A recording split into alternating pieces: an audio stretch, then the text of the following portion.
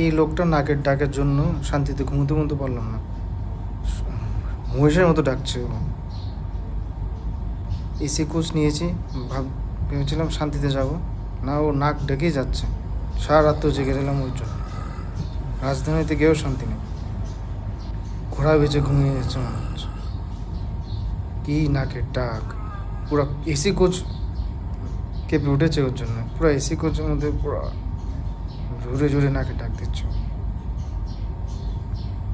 মোটা একটা লোক, ইচ্ছে করছে ওর নাকের ভিতরে তুলো ঢুকিয়ে দিই।